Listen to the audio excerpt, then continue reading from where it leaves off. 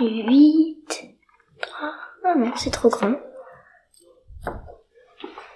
Bonjour Leslie, que fais-tu avec tout cela? Salut Ewan, eh bien je mesure des objets avec mes baguettes de bois. Tu mesures des objets, ça te prend comme ça? Eh oui, c'est assez incroyable. Tu vois, avec mes quelques baguettes, je peux mesurer tout ce que je veux, rien qu'en les empilant. Tous les objets, tu en es sûr? Au centimètre près, oui. Tu veux que je te montre? Oui, mais j'ai un peu de mal à y croire. Tu vois, mes baguettes, pour mesurer, sont de longueurs différentes, toutes matérialisées par leur couleur. Je les mets les unes derrière les autres et je mesure. Ça a l'air drôlement simple. Oui, regarde. Je prends cette bouteille, je vais la mesurer. Je vais prendre la baguette de 21 cm et celle de 13. C'est un peu grand, non? Oui, tu as raison. Je vais plutôt prendre celle de 8 cm.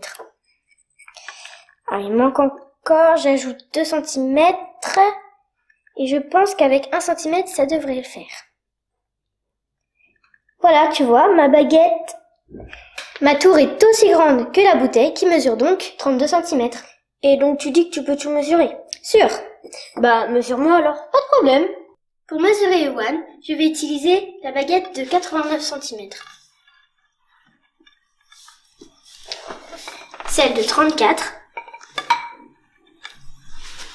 Celle de 8 cm. 5.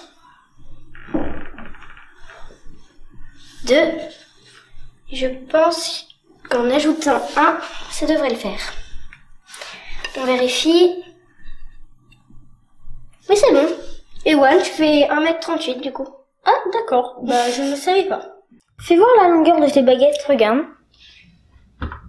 Dis donc, elles ne sont pas choisies n'importe comment. Si l'on prend un nombre de la suite, il est égal à la somme de ses deux précédents.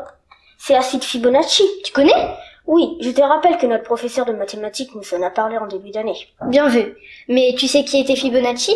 Non, pas vraiment. T'inquiète pas, je vais t'expliquer. Fibonacci est également surnommé Léonard de Pise. Il est né en 1175 et il est mort en 1250.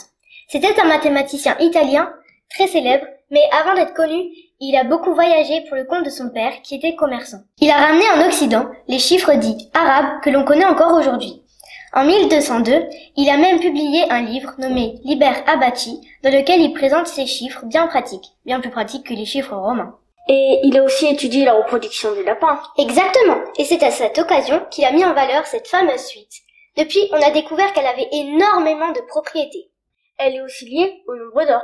Exactement, il faudrait qu'on prépare une vidéo là-dessus. Mais ton histoire de baguette n'a rien à voir avec le nombre d'or. Rien du tout. Il a été démontré que n'importe quel nombre entier positif peut se décomposer comme somme de nombres de la suite de Fibonacci, ce qui me permet de mesurer tout ce que je veux avec mes baguettes.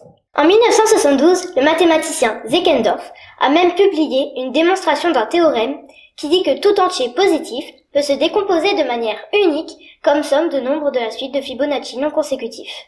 C'est fort tout cela. Je crois que je vais aller me construire des baguettes pour voir si je peux tout mesurer. Ne te prive pas. N'hésitez pas à essayer chez vous. Vous verrez, c'est assez incroyable. Nous espérons que cette vidéo vous a plu et à bientôt pour de nouvelles aventures.